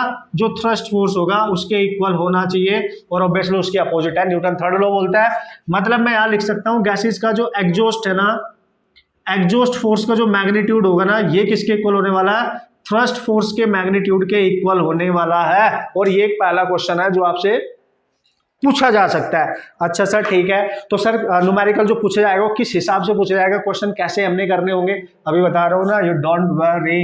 अभी आप देखो जरा ध्यान से, यहाँ पे लिखूंगा क्या क्या क्वेश्चन आपसे पूछे जा सकते हैं, ठीक है। तो भाई सबसे पहला क्वेश्चन जो आपसे पूछा जा सकता है, ठीक है, you have to calculate the thrust acting on the rocket. Gases के आउट होने की वजह से, एग्जॉस्ट गैसेस के रॉकेट से बाहर निकलने की वजह से उस पर जो फोर्स लगेगा अप डायरेक्शन में, जिसकी वजह से ऊपर को जा रहा है, ठीक है, तो वो फोर्स की वैल्यू कैलकुलेट करो। तो we have to calculate the thrust force. जब भी थ्रस्ट फोर्स निकले उसका मैग्नीट्यूड लिखना है, देखना मैग्नीट्यूड, ये है थ्रस्ट फोर्स, ये क्या होगा, m इंटू ए, भाई यही होता है ना। पर यहाँ पे चूंकि मास वेरी कर रहा है, so we have to take the rate of mass, ठीक है। जो एक गैसेज है इसको आप लिख सकते हो गैसेज, मैं यहाँ पे लिख देता हूं, तो मैं लिखूंगा u लेना है relative into dm over dt। बस ये ध्यान रखना है, ये ध्यान रखना है, this is the formula, this is the relative velocity of gases, ठीक है, and this is the dm over dt, है ना। इसको आप बोल सकते हो रेट ऑफ मास, ठीक है, रेट ऑफ मास, कौन सा मास, यानी रेट ऑफ फ्यूल बर्निंग, ऐसे समझो, रेट ऑफ जो फ्यूल बर्न हो रहा है, फ्यूल बर्निंग, ठीक है, रेट ऑफ फ्यूल बर्निंग को आप लिख सकते हो dm ओवर dt, यानी टाइम के अकॉर्डिंग जो मास चेंज हो रहा है। सीधी सी बात है यार, रेट है यार, मास के चेंज होने का रेट है, फ्यूल के बर्न होने का रेट है, बात खत्म, ठीक है। तो ये ही अगर आपसे मुझे थ्रस्ट फोर्स कैलकुलेट करो, ठीक है, या गैसेस का एग्जॉस्ट फोर्स कैलकुलेट करो, अगर एग्जॉस्ट फोर्स पूछ लेता है तो यही होगा ना, you r dm over dt, यही होगा, नो प्रॉब्लम, यही तो होगा। क्यों सर, क्योंकि दोनों फोर्स आपस में इक्वल होते हैं, एक्शन एंड रिएक्शन। तो यू हैव टू रिमेंबर, सबसे ज्यादा क्वेश्चन यही पूछे गए हैं, ये पूछे इसी पे पूछे गए हैं, ठीक है। कभी फोर्स पूछ लेता है, कभी dm अपॉन dt पूछ लेता है, यानी रेट ऑफ मास, जो बर्न कर रहा है उसका रेट पूछ लेता है। अब एक चीज और याद रखनी है इसमें, ओके, तो लास्ट क्वेश्चन इससे क्या पूछा जा सकता है भाई, आपसे पूछा जा सकता है कि आफ्टर सम टाइम जब रॉकेट ऊपर जा रहा होगा तो उसकी बताओ आफ्टर सम टाइम वेलोसिटी क्या होगी, किसी पर्टिकुलर इंस्टेंट ऑफ टाइम पे उसकी वेलोसिटी पूछ सकता है। So you can write v after some time initial velocity v0 plus ln of, ये डिराइव करने के बाद रिजल्ट आएंगे, हमने यहाँ डिराइव नहीं करना है यार, कॉम्पिटिटिव एग्जाम की तैयारी कर रहे हैं हम, ठीक है, तो हम इनके रिजल्ट पे फोकस करेंगे क्योंकि उसमें टाइम वेस्ट नहीं करेंगे, ठीक है। तो ln ऑफ मैं लिखूंगा यहाँ पे initial mass over after some time mass, ये वाला फॉर्मूला है। वैसे इस पे अभी तक हमारे एग्जाम में कम क्वेश्चन आए हैं, बट हम लिख लेते हैं, कभी कभी आ जाता है, इस पे क्वेश्चन ज्यादातर इस सिंगल फॉर्मूला पूछे गए हैं। ध्यान रखना, this is velocity of not rocket not gas, this is the velocity of gas with respect to rocket, यानी relative, or means relative velocity है, ठीक है, ये आप याद रखेंगे। तो इतनी सी सिचुएशन है, बस इतना सा इसके बारे में आपने याद रखना है, एप्लीकेशन, ठीक है। अब एक क्वेश्चन में इसका आपको करा के दिखा देता हूं, जिससे कि आप इसको अप्लाई करना सीख जाएंगे, किस तरीके से कर सकते हैं। फिर रिकॉइल ऑफ गन की बात करेंगे, मतलब छोटे छोटे प्यारे प्यारे से कंसेप्ट हैं, आप आराम से इसको गो थ्रू जाओ, देखो, नोट डाउन करो, एक एक दो उसके क्वेश्चन कर लो और फॉर्मूला याद रखो, क्वेश्चन बहुत इजी आता है, टेंशन नहीं लेने का, ठीक है। ओके भाई, so here is the question आप जल्दी से देख लेते हैं, इसका क्वेश्चन आपके सामने है, एक बार आप पढ़ लेंगे इसको आराम से, फिर आप इसको क्रैक कर सकते हैं, सॉल्व कर सकते हैं। क्वेश्चन की जो रीडिंग है वो इस तरीके से है कि 600 kg rocket is set for a vertical firing, ठीक है, मतलब रॉकेट का जो मास है वो दे रखा है 600 kg, अच्छी बात है भाई। If the exhaust speed is 1000 metre per second, है ना, एग्जॉस्ट जो स्पीड है वो 1000, यानी गैसेस की जो एग्जॉस्ट स्पीड है, रिलेटिव स्पीड वो दे रखी है 1000 मीटर पर सेकंड, जो गैसेस वहां से बाहर निकलेंगे रिलेटिवली टू रॉकेट, ठीक है। The mass of the gas exhausted per second to supply the thrust required to overcome the weight of the rocket is, समझ गए आप, क्या निकालना है, पर सेकंड, यानी मास निकालना है पर सेकंड, यानी dm ओवर dt निकालना है। टाइम वैसे पर सेकंड है तो एक ही तरीका है आपके पास, kg पर सेकंड में आपको वैल्यू चाहिए, ठीक है, नो प्रॉब्लम, ठीक है। अब आपके पास फॉर्मूला क्या था dm ओवर dt निकालने का? फोर्स था, ठीक है। फोर्स क्या था? u r dm over dt, भाई यही था फॉर्मूला। तो ये जो थ्रस्ट फोर्स है ये आपको नहीं दे रखा है, तो देखो देखो क्या करना है। थ्रस्ट फोर्स आप ऊपर को लगेगा, जो उसको ऊपर को लेके जाएगा, उसने बोला है थ्रस्ट फोर्स की रिक्वायरमेंट है इसको फायर करने के लिए। तो थ्रस्ट फोर्स कैसे निकाल सकते हो? उसका बैलेंसिंग करो। थ्रस्ट फोर्स ऊपर है और इसका जो वेट होगा वो डाउन होगा, ठीक है। वेट क्या होगा? इतना मास है 600 g, ठीक है। तो यहाँ पे जो थ्रस्ट फोर्स है एटलीस्ट उसको उसके वेट के इक्वल लेना पड़ेगा आपको। तो थ्रस्ट फोर्स ऑटोमेटिकली आपको मिल गया वेट ऑफ द रॉकेट। जब भी थ्रस्ट फोर्स ना गिवन हो और रॉकेट का आपने वेट लेना है, ठीक है। तो यहाँ रख दो 600 इंटू 10, यू आर कितना है सर? 1000 है सर। ये क्या निकालना है हमें sir? DM over D T rate निकालना है, क्योंकि यूनिट देख के पता लगाओ केजी पर सेकंड है, ठीक है। यूनिट में मास केजी पर सेकंड है, मतलब मास पर यूनिट टाइम निकालना है, ठीक है जी। तो ये 1000 कैंसिल हो गया, तो obviously DM over D T आपके पास बचा 6 केजी पर सेकंड। पर सेकंड ही पूछा है ना उसने, 6 केजी पर second. This is your answer. मतलब ऐसे छोटे छोटे प्यारे प्यारे से बहुत सारे क्वेश्चन आपको मिल जाएंगे। आप आराम से इस एप्लीकेशन का यूज करके क्वेश्चन ट्राई कर सकते हो, सॉल्व कर सकते हो। खुद प्रैक्टिस करना, मजा आ जाएगा, ठीक है। ढूंढ के करना, काफी क्वेश्चन आपको अगर मिल जाते हैं तो आप उसको सॉल्व कर सकते हो, ठीक है। अब चलेंगे हम नेक्स्ट अपने बेसिक से कंसेप्ट पे, application number 2, that is recoil of gun. Easy है, conservation of linear momentum application use third law, ठीक है। कंजर्वेशन ऑफ लीनियर मोमेंटम का यूज करके हम उसका रिलेशन बना सकते हैं, नो प्रॉब्लम, ठीक है। तो ये सो नेक्स्ट कॉन्सेप्ट आप देख लेते हैं मस्त तरीके से। क्या है भाई? रिकॉइल ऑफ गन है, और बचपन से यार इस कॉन्सेप्ट को कहीं ना कहीं आप पढ़ते आ रहे हो, मतलब बहुत बार आपने कहीं ना कहीं इसको पक्का पक्का पक्का पढ़ा हुआ, ठीक है। बस एक छोटा सा प्यारा सा फॉर्मूला है, आप उसको याद रखेंगे। बहुत रेयर होता है कि क्वेश्चन आए, बट अगर आ गया तो फॉर्मूला आपको याद रखना है। नहीं फॉर्मूला आते तो कंसेप्ट याद रख लेना यार, कंसेप्ट याद रख लेना, ठीक है। रिकॉइल ऑफ गन का मीनिंग क्या है? जब हम फायरिंग करते हैं ना, तो बिफोर फायरिंग आप देख सकते हो बुलेट इसके अंदर है, दिस इज बिफोर फायरिंग, ठीक है, ठीक है। फायरिंग से पहले बुलेट इसके अंदर है, this is your initial condition. Fire करने के बाद क्या होगा? बुलेट बाहर आएगी। फायर करने के बाद क्या होगा? बुलेट बाहर आएगी। ये आपकी बुलेट है और ये आपकी गन है, ठीक है। तो जैसे ही बुलेट बाहर निकलेगी वैसे ही इस गन पे एक फोर्स पीछे को लगेगा, और बुलेट बाहर आने का मतलब होता है एक्शन। एक्शन हो गया और उसका रिएक्शन गन को मिलेगा, ये होगा बैक डायरेक्शन में इसका रिएक्शन, इसी को बोलते हैं रिकॉइल ऑफ अ गन, ठीक है। सो बुलेट जैसे ही बाहर आती है तो तुरंत उसको पीछे को एक फोर्स एक्ट करता है, और यहीं पे हम कंसेप्ट यूज कर सकते हैं। What is that sir? Conservation of linear momentum, क्योंकि इस पूरे प्रोसेस में एक्सटर्नल कोई फोर्स नहीं है, गन के ऊपर कोई फोर्स नहीं लग रहा है बाहर से, तो यहाँ पे जो एक्सटर्नल फोर्स एक्ट कर रहा है वो कहीं ना कहीं जीरो है। और अगर फोर्स जीरो है तो बाबा का न्यूटन सेकेंड लॉ बोलता है dp ओवर dt, तो ये जीरो है तो ये जीरो, तो dp जो है वो उसका स्मॉल चेंज जीरो हो जाएगा, तो आप इसको इंटीग्रेट करेंगे तो p आपका कांस्टेंट आएगा। यानी लीनियर मोमेंटम इसमें कांस्टेंट रहता है, कंजर्व रहता है, ठीक है। तो आप बोल सकते हो सिस्टम के लिए इनिशियल सिस्टम का momentum must be equal to final momentum of that system. Conservation of linear momentum का मतलब क्या होता है? बिफोर कंडीशन में और आफ्टर कंडीशन में जो टोटल मोमेंटम होगा वो इक्वल रहेगा, ठीक है, कंजर्व रहेगा। बस ये रिलेशन आप यूज कर सकते हैं। मोमेंटम आपको पता है m इंटू वी होता है, मोमेंटम होता है m इंटू वी। तो यहाँ पे लिखूंगा मास इनिशियल जो भी होगा और इसकी स्पीड इनिशियल, ठीक है, सिस्टम की जो भी होगी, और यहाँ पे लिखोगे फाइनल मास और फाइनल स्पीड, इस तरीके से। अब सिस्टम में इनिशियल मोमेंटम सिंगल पार्टिकल है या फिर बहुत सारे पार्टिकल है, वो डिपेंड करेगा सिचुएशन पे, ठीक है। आ जाओ देखो इधर, इस सिस्टम को अगर मैं कंसीडर करूं इनिशियली, ये है इनिशियली, है फाइनल। आफ्टर फायरिंग क्या हुआ? इनिशियली बुलेट जो है वो गन के अंदर ही है इनिशियली और रेस्ट पे है। तो इनिशियल मोमेंटम की अगर मैं बात करूं सिस्टम के, सिस्टम मतलब गन प्लस बुलेट, वो है जीरो। फाइनल मोमेंटम कब हुआ? जब बुलेट बाहर आ चुकी है, तो बुलेट भी मूव कर रही है, गन को पीछे को एक फोर्स एक्ट करता है, वो पीछे को जाती है, ठीक है। तो फाइनल आप निकाल सकते हो यहां से। कैसे सर? सिस्टम में फिर से दो चीजें हैं, bullet as well as this. तो हम लिखेंगे, सपोज करो मास ऑफ बुलेट जो है वो है m2, वेलोसिटी ऑफ बुलेट है v2, और गन का जो मास है गन का वो है m1, और गन की जो स्पीड है उसको मान लो v1, चलेगा। तो फिर फाइनल मोमेंटम दोनों को ऐड कर दो, m1 v1 plus m2 v2, clear है। अब आपको पता है कंजर्वेशन ऑफ लीनियर मोमेंटम बोलता है initial is equal to final. Initial 0 हो गया, फाइनल क्या है सर, देख लो भाई आपके सामने है m1 v1 plus m2 v2। हमें क्या निकालना है, हमें निकालनी है गन की स्पीड v1, गन की स्पीड बता दो जी, रिकॉइल वेलोसिटी बता दो जी उसकी, ठीक है।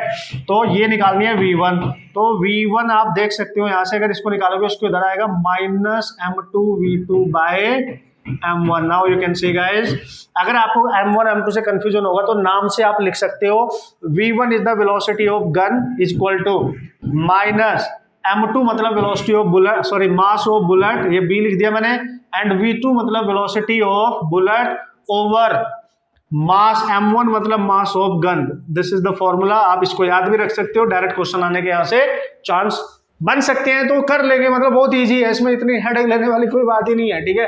सो आप देखो ये माइनस का मतलब है अगर बुलेट की स्पीड इधर है तो गन इसके अपोजिट जाएगी, इसका मीनिंग ये है, ठीक है। और अगर आप गन का मास इंक्रीज करोगे तो इसकी स्पीड गन की कम हो जाएगी, मतलब आपको जो झटका लगता है ना पीछे को बैक फोर्स लगता है वो कम हो जाएगा, ठीक है। इसलिए जो हैवी मशीन गन होती है, सोल्जर्स वगैरह जब उनको उनसे फायर करते हैं तो शोल्डर का सहारा लेते हैं जिससे बॉडी का मास भी ऐड हो जाए, तो जब वो फायर करेंगे बुलेट आगे जाएगी, पीछे को जो झटका लगता है ना वो कम लगे, क्योंकि जितना मास गन का आप बढ़ाओगे उतनी हैवी हो जाएगी। हैवी होने से ये नीचे की वैल्यू इंक्रीज करेगी। हमारा मेन टारगेट भी यही है कि गन की रिकॉइल वेलोसिटी को कम से कम किया जाए जिससे चोट ना लगे, वरना तुम्हें झटका लगेगा पीछे बढ़ोगे जाके, ठीक है, गड़बड़ हो जाएगा।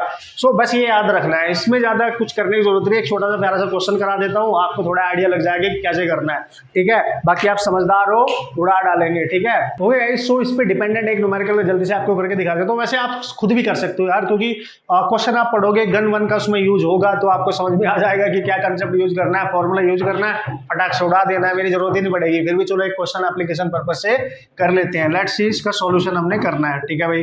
पढ़ लेते हैं क्वेश्चन को। उसमें बोला ए बुलेट ऑफ मास दिस ग्राम, तो ये बुलेट का मास दे दिया, लिख लो बुलेट का मास दे दिया, पहले लिख लिया करो, लिख लिया सर, ठीक है जी।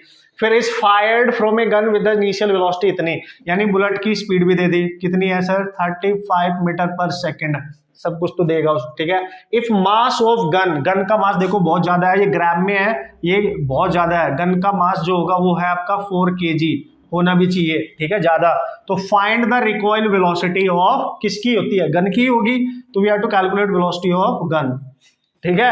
अभी आपने फॉर्मूला देखा था, फॉर्मूला डायरेक्ट यूज करो, कुछ भी करने की जरूरत नहीं है। सो फॉर्मूला होता है minus mass of bullet, velocity of bullet over mass of gun, बस ऐसे याद रखना है, हो गया। सो दिस इज माइनस मास कितना है भाई 50 ग्राम, ग्राम मतलब केजी में कन्वर्ट कर दो, ग्राम है, ग्राम को केजी में कन्वर्ट करो -3, बुलेट है 35 डिवाइड में करेंगे 4, उड़ा डालो जो भी आएगा वही आपका आंसर। वेलोसिटी ऑफ गन आपकी आ जाएगी 50 से इसमें मल्टीप्लाई करो, तो ये 0 जो है ये -3 है, तो एक 0 से -2 हो जाएगा, और 175/4 इंटू 10⁻²। तो आप देख सकते हो यार, इसको इससे अगर आप डिवाइड कर रहे हो तो ये आ रहा है, और 10⁻² भी है, ठीक है, -2 भी है, तो -2 मतलब 100 से डिवाइड करोगे तो पॉइंट यहाँ शिफ्ट हो जाएगा 0.4375, यानी नियर अबाउट 0.44 आप ले सकते हो, 0.44 मीटर पर सेकेंड, ठीक है। और नेगेटिव साइन कहाँ गया, नेगेटिव साइन का मतलब तो आपको पता ही है, this is the velocity, recoil velocity of the gun.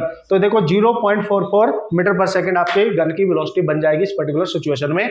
मतलब इसमें कोई बहुत बड़ी बात नहीं है, फॉर्मूला है, बेसिक सा फॉर्मूला है, इसमें कोई टेंशन लेने वाली बात नहीं है।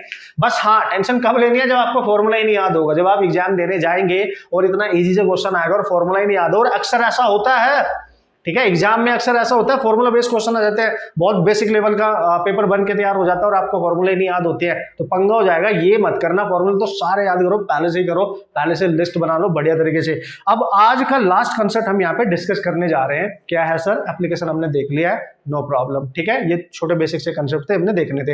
हम आप बात करेंगे लिफ्ट वाले केस की, बहुत छोटा सा प्यारा सा है, जल्दी से उड़ा देते हैं, ठीक है। ओके भक्तजनों, जल्दी से देख लेते हैं ये सिचुएशन क्या है, इसका काफी यूज हो जाता है, बहुत बेसिक से क्वेश्चंस भी इसमें पूछ ले जाते हैं, इसमें कोई शक वाली बात है ही नहीं, ठीक है। तो उसमें बोला एपरेंट वेट, है ना, this is the apparent weight of a man in lift. तो what is the meaning of apparent weight, मतलब जो हमें रीडिंग मिलेगी, अगर इसके अंदर एक वेइंग मशीन है तो हमें क्या रीड करके देगी, इस बंदे का जो वेट हमें रीड करके देगी, वो क्या रीड करके देगी, ठीक है। तो इफेक्टिव वेट यू कैन से, अपरेंट वेट यू कैन से।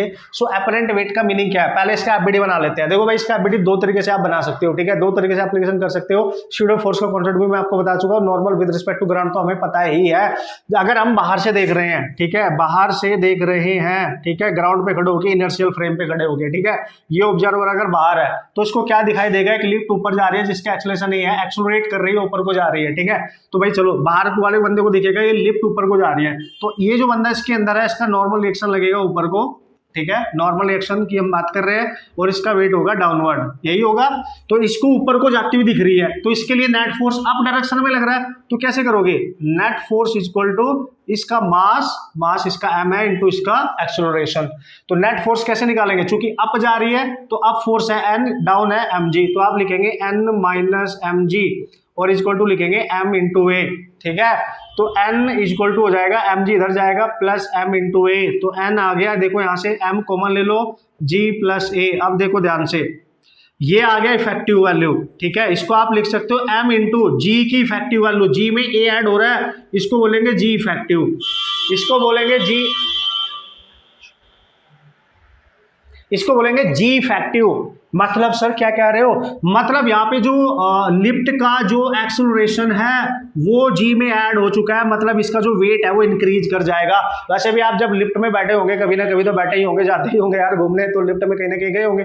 जब हम नीचे से ऊपर देते हैं तो हमें लगता है हम लाइक हमारा वेट बढ़ गया, हम भारी भारी सा फील करते हैं, हैवी सा फील करते हैं, नहीं, तो ऊपर जाने पे g बढ़ रहा है, ठीक है, आप देख सकते हो g इफेक्टिव है ये, और मास इंटू g, ये तो वेट होता है, और चूंकि g एक्चुअल जी से डिफरेंट है, यहाँ पे जी इफेक्टिव की वैल्यू जी प्लस ए भी है, उसमें ए भी आ गया, इसलिए जो एन है यही हमारी रीडिंग है, ठीक है, यही हमारी रीडिंग है, यानी यही हमारी रीडिंग है। इसी को, इस एन को ही हम बोलेंगे अपना अपरेंट वेट।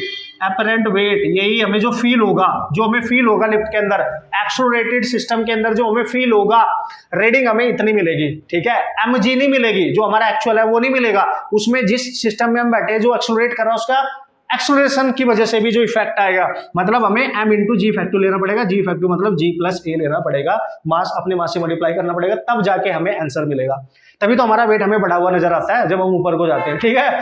तो एक सिचुएशन तो ये हो गई। अब देखो नाउ अब आप लिफ्ट के अंदर बैठ जाओ, बिकॉज ऑफ यार लिफ्ट के अंदर बैठे अगर हम, ठीक है, अब जो बंदा लिफ्ट के अंदर बैठ के ऑब्जर्व करेगा, ठीक है, जो बंदा लिफ्ट के अंदर होगा, तो यार सर क्या कह रहे हो आप, चूंकि लिफ्ट, सपोज करो एक ऑब्जर्वर इसके अंदर है, ठीक है, ये ऑब्जर्वर 2 मान लो, ठीक है, दोनों पॉइंट ऑफ व्यू में आपके सामने रख रहा है, बस आपको छोटा बेसिक सा कंसेप्ट सीखना है यहाँ पे, ठीक है।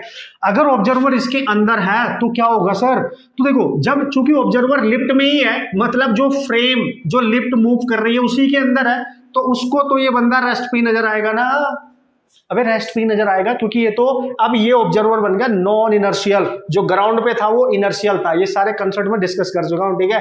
तो अगर हम लिफ्ट के अंदर बैठ के इसको देखेंगे रेस्ट पे नजर आएगा, ठीक है, बाहर से देखेंगे तो लिफ्ट चलती हुई नजर आ रही है, भाई ये तो इसके साथ है, मेरे साथ कोई बंदा खड़ा हुआ है लिफ्ट में, वो रेस्ट पे ही तो है मेरे लिए, ठीक है, मैं नॉन इनर्शियल ऑब्जर्वर हो गया, ठीक है।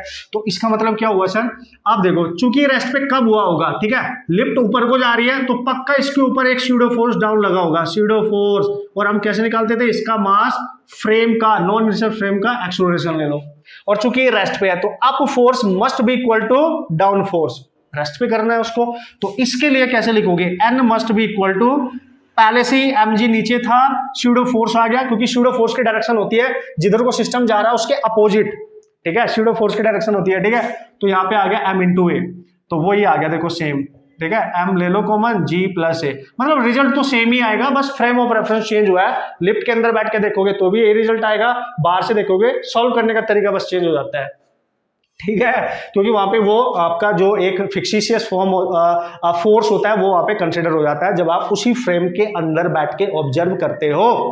कूल ना, हो गया, ये मैंने दोनों से कंसिडरेशन कर दिया, इसको कंसिडरेशन मैं एक से ही करूंगा क्योंकि आपको आइडिया देना था मैंने, ठीक है। अब देखो इस केस में क्या है, इस केस में जो लिफ्ट है ना भाई वो डाउन आ रही है, किसी एक्सेलरेशन के साथ वो डाउन आ रही है, ठीक है। चलो अब हम बाहर से देखेंगे, बस ये मान ला, अगर कुछ भी ना बोले तो हम बाहर से देख रहे होते हैं, कुछ भी ना माने तो बस जब आप क्वेश्चन सॉल्व कर रहे होते हो ना, you are sitting at ground surface, यानी इनर्शियल फ्रेम ऑफ रेफरेंस, ठीक है।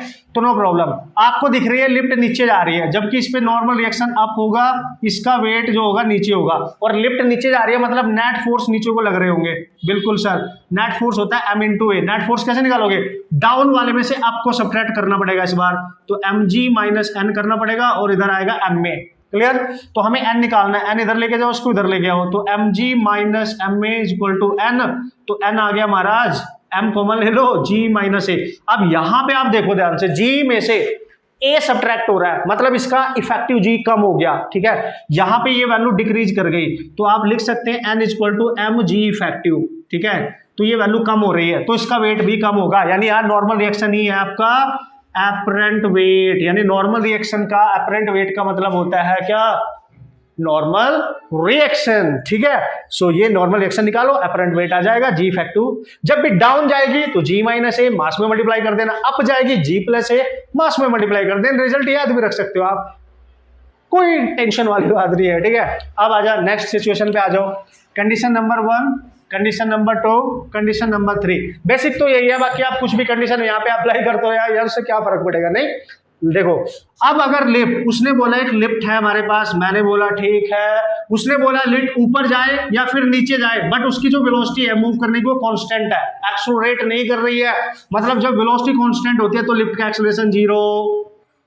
अब लिफ्ट जो है वो एक्सेलरेट नहीं कर रही है, वो कांस्टेंटली मूव कर रही है, चाहे ऊपर जाए चाहे नीचे, तो एक्सेलरेशन 0। देखो एक्सेलरेशन 0 कर दो, एक्सेलरेशन 0 कर दो, तो mg बचेगा, mg बचेगा, तो यहां पे जो आप पे नॉर्मल रिएक्शन है और जो आपका एक्चुअल वेट है, ठीक है, वही आपको नजर आएगा, वही रीडिंग मिलेगी जो आपका एक्चुअल वेट है। आपके वेट में आपको किसी तरह की कोई डिफरेंस नजर नहीं आएगा। जब आप लिफ्ट में बैठ के नीचे जाते हो तो आपको लगता है कि यार मैं हल्का फील कर रहा हूँ, है ना, मेरा वेट थोड़ा सा कम नजर आता है, फील होता है ये। और जब हम ऊपर को जाते हैं तो हमें हैवी फन फील होता है, ठीक है, कि यार वेट बढ़ गया हमारा। लेकिन अगर लिफ्ट जा रही है कॉन्स्टेंटली तो वही होगा जो एक्चुअल है, आपको कोई फीलिंग नहीं आएगी, ठीक है, मतलब पता ही नहीं चलेगा, एहसास ही नहीं होगा, ठीक है। तो जब भी कांस्टेंट स्पीड होती है, हमें पता है एक्सेलरेशन 0 हो जाता है, तो वेट जो रीडिंग आएगी ना, वेट होगा वो सेम होगा, एक्चुअल होगा, बात खत्म। तो भाई ये सिचुएशन है, इसको इस तरीके से आप डील कर सकते हैं, नो प्रॉब्लम एट ऑल। और अगर वो नॉर्मल एक्शन की बात नहीं करता है तो जो लिफ्ट होती है ना, लिफ्ट, चलो आगे बता देता हूँ ये चीजें, फिर एक दो क्वेश्चन कर लेते हैं तो आपका फंडा हो जाएगा बढ़िया तरीके से बूस्ट अप, ओके। तो ये कंडीशन भी मैं आपको बता दूं क्योंकि काफी टाइप की सिचुएशन का वहां पे यूज होता है। पता चला हमने नॉर्मल एक्शन की बात करते रहे और ये चीज हमने यहाँ डिस्कस नहीं करी, आप बोलोगे यार सर ऐसा कैसे हो गया। देखो भाई, जो लिफ्ट है वो एक मशीन है एक तरीके की, ठीक है, मशीन है, वो किसी के सहारे तो चलेगी। तो लिफ्ट को चलाने के लिए केबल होता है जिसको स्लाइड करनी होती है, ठीक है, तो उसको बोलते हैं केबल ऑफ द लिफ्ट, ठीक है। अब केबल है, स्ट्रिंग है, एक तरीके का हैवी स्ट्रिंग है, तो उसमें टेंशन भी होएगा ऑब्वियसली। तो कभी कभी क्या होता है कि सपोज करो ऐसे क्वेश्चन आ गया कि लिफ्ट ऊपर को जा रही है, ठीक है, ऊपर को जा रही है, तो बताओ इस केबल में टेंशन कितना होगा। तो भाई जैसे नॉर्मल रिएक्शन किया है ना वैसे ही करना है, नॉर्मल रिएक्शन की जगह बस टी को रिप्लेस कर देना। अगर लिफ्ट अप जा रही है तो टेंशन क्या आएगा, mg प्लस ए। अगर लिफ्ट डाउन जा रही है, ये है अप के लिए, अगर डाउन जा रही है वही सेम, ठीक है, तो क्या करोगे फिर सर, फिर क्या करेंगे, फिर हम g माइनस ए कर देंगे बस। अगर टेंशन की बात करेगा, केबल जो होगा लिफ्ट का उसके टेंशन की बात करेगा ना, नॉर्मल रिएक्शन की बात नहीं कर रहा है अगर, तो भाई आप ऐसे ही कर सकते हो, इसमें कोई पंगे वाली बात नहीं है, नो प्रॉब्लम एट ऑल, ठीक है, सीधी सी बात है, ठीक है। और अगर सपोज करो ये केबल टूट जाता है ना, काट दिया, टूट गया रस्सी, ये केबल टूट गया, तो लिफ्ट तुरंत नीचे गिरेगी। लिफ्ट अगर नीचे गिरेगी, आप देख सकते हो यहाँ पे, ठीक है, नीचे आएगी, तो नीचे आने वाला है ये वाला है, तो ये 0 हो गया, ठीक है। अब यहाँ पे आप देख सकते हो अगर ये 0 हो जाता है तो mg माइनस ma, तो a इक्वल टू g आएगा। तो ये क्लियर है कि अगर केबल किसी वजह से टूट जाए तो पूरी लिफ्ट नीचे गिर जाएगी और बाय द ग्रेविटी नीचे गिरेगी, उसको ग्रेविटी नीचे ला रही होगी, उसमें कोई एक्सेलरेशन नहीं होगा, जो एक्सेलरेशन होगा वो g के इक्वल होगा, क्योंकि अब ग्रेविटी उसको नीचे लेके आ रही है डायरेक्ट, वो किसी के सहारे नहीं चल रहा है, किसी एक्सटर्नल फोर्स के सहारे नहीं चल रहा है, ठीक है।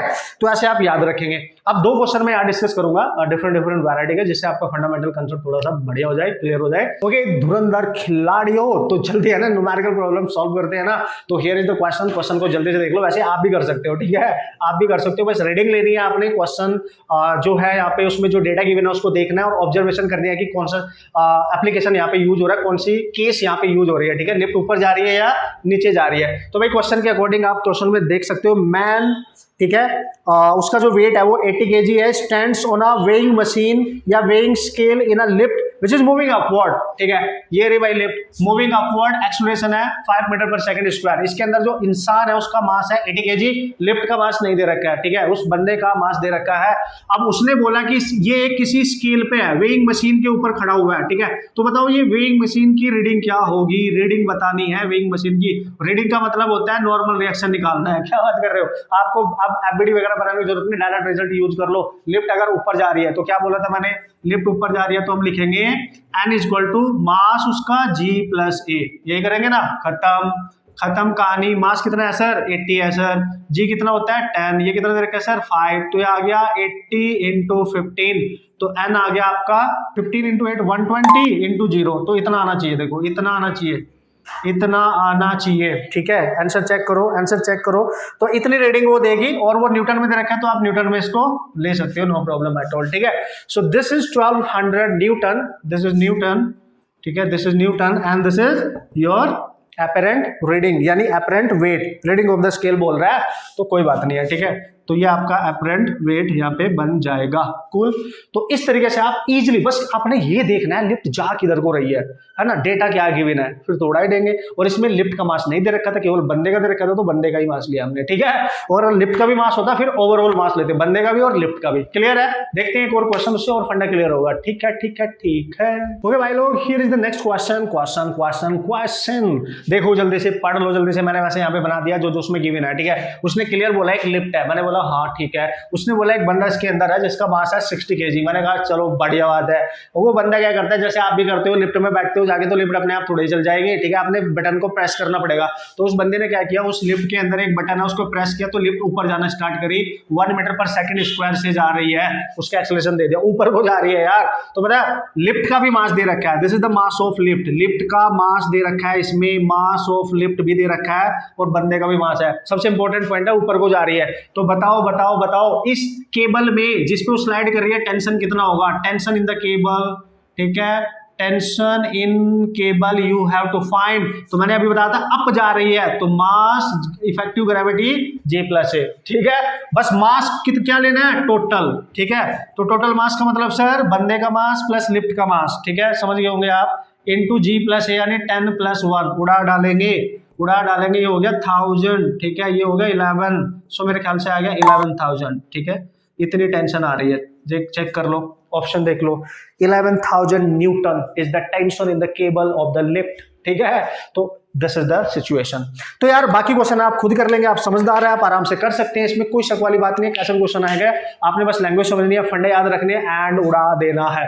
तो इतनी सी थी ये कहानी मेरी जुबानी आज के दिन, ठीक है। तो कर लेना, प्रैक्टिस कर लेना बढ़िया तरीके से, यू नो जो डीपीपी वगैरह मिलेगी उसके क्वेश्चन सारे सॉल्व कर लिया करो, डाउट पूछ लिया करो बिना शर्माए, शर्माने का नहीं बॉस, किससे शर्माते हो, शर्माने का नहीं, ठीक है। और बाकी क्वेश्चंस आपके पास जो हैं बुक्स वगैरह से, वो भी आपने सॉल्व कर लेना है, बेसिक फंडामेंटल एकदम स्ट्रॉन्ग होने चाहिए आपके, ओके। मिलेंगे नेक्स्ट वीडियो में नेक्स्ट कंसेप्ट के साथ, तब तक के लिए ऑल द बेस्ट।